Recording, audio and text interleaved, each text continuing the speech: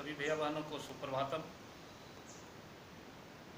आपको आज हम हिंदी भाषा से संबंधित बहुत ही प्रमुख बात बताने जा रहा हूं।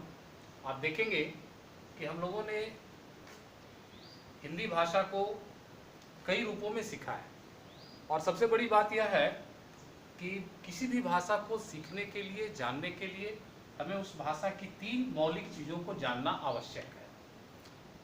किसी भी भाषा को, to learn any language in the world we should know first the letters, second the words and third उसके सेंटेंस।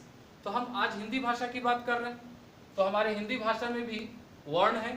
सर्वप्रथम हम वर्ण सीखते हैं। आप जानते हैं वर्ण जो है 2 तरह का होता है, स्वर वर्ण और व्यंजन वर्ण, और उन्हीं दोनों व्यंजनों की सहायता से शब्दों का निर्माण संभव हो पाता है। अब हम देखेंगे कि जब हम वर्ण सीख जाते हैं, जब हम शब्द सीख जाते हैं, तो वर्णों से शब्द का निर्माण होता है और फिर शब्दों से वाक्य का निर्माण होता है। वर्ण, शब्द और अंतिम में वाक्य, यानी पूरी भाषा वाक्य पर ही निर्भर है। तो हमें सही ढंग से वाक्य का निर्माण आना चाहिए। तो हमने यहाँ लिखा है कि वाक्य के 3 प्रमुख अंग हैं। हिंदी का कोई भी वाक्य जिसके 3 प्रमुख अंग हैं, कर्ता, कर्म और क्रिया। आप देख रहे हैं, कर्ता, कर्म और क्रिया। इंग्लिश में भी आपको पता है सब्जेक्ट, ऑब्जेक्ट एंड वर्ब। अब जब देखते हैं कि वाक्य के 3 प्रमुख अंग हैं और हिंदी का कोई भी वाक्य जो है वो इन तीनों के बगैर अधूरा है। ये 3 चीजें उसमें होंगी ही। अब हम जब इसी के आधार पर वाच्य, यानी जो वाक्य के जो सबसे जरूरी हिस्सा है उसका अध्ययन करेंगे। बच्चों, आपने पढ़ा होगा इंग्लिश में, जिसको वॉइस कहते हैं उसी को हिंदी में हम लोग वाच्य कहते हैं। आपने इंग्लिश भाषा में पढ़ा होगा कि वॉइस 2 तरह का होता है, एक्टिव वॉइस और पैसिव वॉइस। आप जानते हैं कि एक्टिव वॉइस किसे कहते हैं, पैसिव वॉइस किसे कहते हैं? जिसमें कोई भी कार्य कर्ता के द्वारा सीधे किया जाता है, यानी कि क्रिया कर्ता के अनुसार होता है, तो वह एक्टिव वॉइस होता है। और जब कोई भी कार्य कर्म के अनुसार हो तो वह पैसिव वॉइस में होता है। हिंदी भाषा में 3 होते हैं। अंग्रेजी में सिर्फ 2 ही वॉइस होते हैं, लेकिन यही वाच्य हिंदी भाषा में 3 होते हैं। आप देखेंगे कर्तृवाच्य, कर्मवाच्य और भाववाच्य। इन तीनों वाच्यों की हम अध्ययन करेंगे। तो बिल्कुल एक्टिव वॉइस और पैसिव वॉइस की तरह हमारा कर्तृवाच्य और कर्मवाच्य है। कर्तृवाच्य क्या है? किसी भी सेंटेंस में या किसी भी वाक्य में जो क्रिया है वह यदि कर्ता के अनुसार होती है, क्रिया यदि कर्ता के अनुसार होती है तो वह कर्तृवाच्य कहलाता है। यदि किसी वाक्य में क्रिया कर्म के अनुसार होता है तो वह कर्मवाच्य कहलाता है। और तीसरा है भाववाच्य।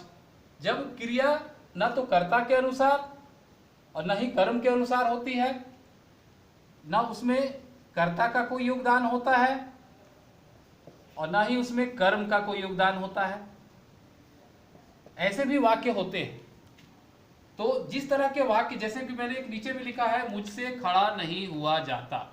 आप इस वाक्य में देखेंगे कि यहाँ जो क्रिया है वह है खड़ा नहीं हुआ जाता। इसमें इसका संबंध ना तो क्रिया से है और ना ही कर्म से है। तो ऐसे वाक्य भाववाच्य में आते हैं। अब जब हम कुछ उदाहरणों के साथ तीनों वाच्य को समझने का प्रयास करेंगे, जैसे मैंने ऊपर में लिखा है, माली ने बालक को पकड़ लिया। माली ने बालक को पकड़ लिया। आप देखेंगे कि यहाँ पर माली जो है वो कर्ता है।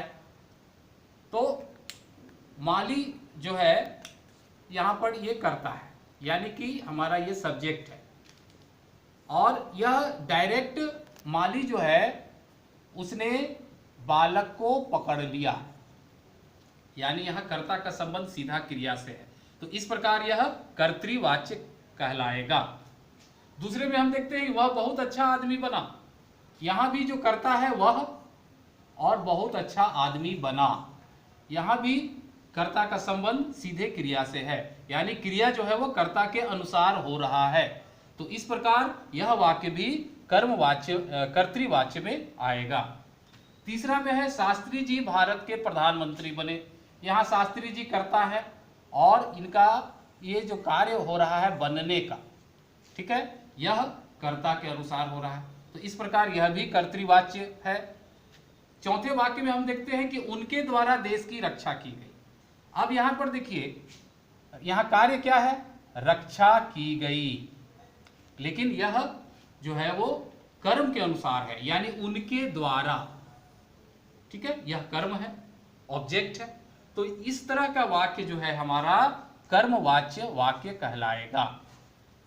ये जो चौथा वाक्य है ये कर्मवाच्य है, बाकी ऊपर से तीनों वाक्य जो थे वह कर्तृवाच्य थे।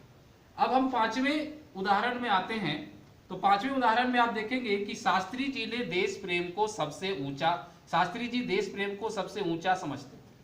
अब यहां पर देखिए कि शास्त्री जी करता है और ये इनका सीधा संबंध जो है वो समझते थे, यानी ये हमारा जो है वो क्रिया है। देखेंगे कि क्रिया जो है वो कर्ता के अनुसार हो रहा है, तो इस प्रकार यह कर्तृवाच्य हो गया। और नीचे वाला जो वाक्य है, मुझसे खड़ा नहीं हुआ जाता, आप देखेंगे कि इसमें खड़ा नहीं हुआ जाता, लिखा नहीं जाता, पढ़ा नहीं जाता, यह कार्य कर्ता या कर्म किसी के अनुसार नहीं हो रहा है। तो ऐसे वाक्य जिसमें ना तो कर्ता का योगदान हो ना कर्म का योगदान हो, परंतु क्रिया हो रही है, तो ऐसे वाक्य भाववाच्य में आते हैं। तो बच्चों, आपने देखा कि हमने बताया कि किस तरीके से हम भाषा को सीख सकते हैं और भाषा क्या होती है। सही मायने में अगर कहा जाए तो शुद्ध शुद्ध लिखना और शुद्ध शुद्ध पढ़ सकना ही वास्तविक भाषा है। अभी हम लोगों ने आज के इस अध्याय में यह पढ़ा कि भाषा का जो मूल तत्व है, भाषा का जो मूल तत्व है वाक्य ही है। वाक्य वर्ण और शब्दों के मेल से वाक्य बनता है। आखिरकार हमारी बात कहाँ अटक जाती है, वाक्य में जाकर अटक जाती है। पूरी भाषा जो है, पूरी किताब आप जो चैप्टर पढ़ते हैं, कोई भी अध्याय, वो पूरी अध्याय में वाक्य ही तो है। यदि हम सही ढंग से वाक्य निर्माण सीख जाएंगे, वाक्य के जितने अंग हैं, the part of the sentence, क्योंकि हमने बताया आपको कि कोई भी वाक्य, दुनिया का कोई भी वाक्य हो जिनमें ये तीन चीजें होती हैं, कर्ता, कर्म और क्रिया, इन्हीं का सही ढंग से प्रयोग जो है वह वाच्य कहलाता है, जिसको इंग्लिश में हम लोग वॉइस बोलते हैं। अंग्रेजी भाषा में यह दो तरह का होता है, लेकिन हमारे हिंदी भाषा में यह तीन तरह का होता है, कर्तृवाच्य, कर्मवाच्य, भाववाच्य। परीक्षा में इस तरह के प्रश्न आते हैं। आज के लिए इतना ही, बाकी हम लोग अगले वीडियो में मिलेंगे। हरि ओम।